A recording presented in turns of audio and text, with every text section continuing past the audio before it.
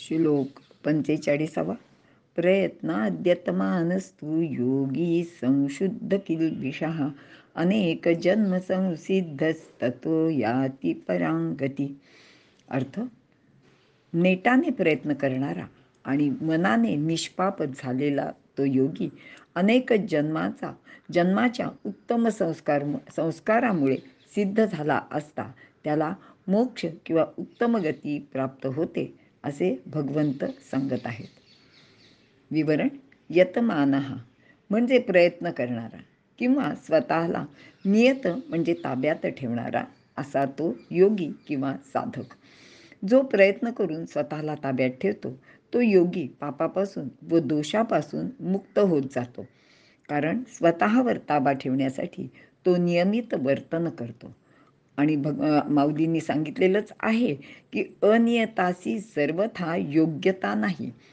अनियमितपणे वागणाऱ्याला स्वतःवर जो ताबा ठेवू शकत नाही असा हा माणूस आणि त्याला इथे काही योग्यता प्राप्त होत नाही. मात्र नियतयोगी आपल्या वर्तनात दोष ठेवत नाही आणि म्हणून तो निर्दोष किंवा शुद्ध होतो.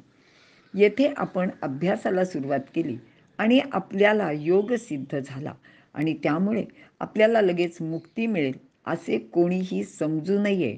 कारण उद्धार होणे, मोक्ष मिळणे, उत्तम गती प्राप्त होणे ही गोष्ट इतकी स्वस्त नाही. ज्ञानदेव तर सांगतात की वर्ष शतांच्या कोडी, जन्मसहस्रांच्या आडी, लंघिता पातला थडी आत्मसिद्धीची.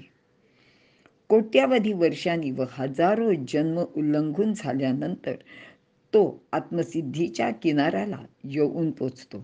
याचाच अर्थ एका जन्मात मुक्ती मिळते असे समजणे हा अगदी केवळ भ्रमच आहे. कारण आणि ती गोष्ट अगदी अशक्य सुद्धा आहे. पुराणातून किंवा कथा कीर्तनातून नाम महात्म्य सांगितले जाते. तसेच अनेक भक्तांच्या गोष्टीसुद्धा प्रसिद्ध आहेत. विशेषतः मृत्यूसमयी देवाचे नाव घेतले आणि तो लगेच उद्धरून गेला, त्याला न्यायला विमान वगैरे आलं, अशा सगळ्या गोष्टी आपण खूप ऐकलेल्या असतात, नित्य ऐकतही असतो. अशा अर्थाच्या अजामिळासारख्या अनेक गोष्टी सांगितल्या जातात. किंवा मुखी नाम हाती मोक्ष, किंवा हरी उच्चारणी अनंत पापराशी, जातील लयासी क्षण मात्रे, असे अभंग मोठ्या आवडीने आपण म्हणतो. पण इथे या सर्वांनीच एक गोष्ट लक्षात घ्यायला हवी की मागील सर्व कर्म भोगून संपवायचे असते. वाध्या कोळ्याने अनेक वर्ष रामनाम घेत तप केले तेव्हा त्याचा वाल्मिकी झाला. तर शबरीने 27 वर्ष रामदर्शनाचा ध्यास सतत अगदी रात्रंदिवस घेतला आणि तेव्हाच तिला रामप्रभू भेटले. लोकांनी भक्ती मार्गाला लागावे यासाठी पुराणात अशा गोष्टी सांगितल्या जातात. एवढाच मतितार्थ लक्षात घ्यावा. मुखी नाम हाती मोक्ष असे सांगणाऱ्या समर्थांनी स्वतः 12 वर्षे तपसाधनेच्या काळात 13 कोटीचा जप केला होता आणि त्यानंतरच त्यांना प्रभू रामचंद्रांचे दर्शन झाले. स्वतः ज्ञानदेव तर सांगतात की माझिया सत्यवादाचे तप वाचा केले बहुत कल्प. ही अशी अनेक जन्मांची, अनेक वर्षांची साधना असते. ती केली तर शेवटच्या जन्मात संसिद्ध होता येते.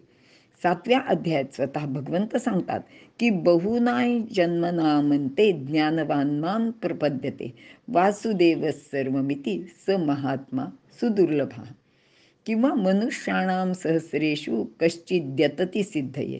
आणि हे सर्व आपण लक्षात घ्यायला हवे आणि त्याप्रमाणे साधना करण्याची मनाची अगदी खंबीरपणे तयारी करावी असे भगवंत अर्जुनाला सांगत आहे. आणि इथे आपण थांबूया.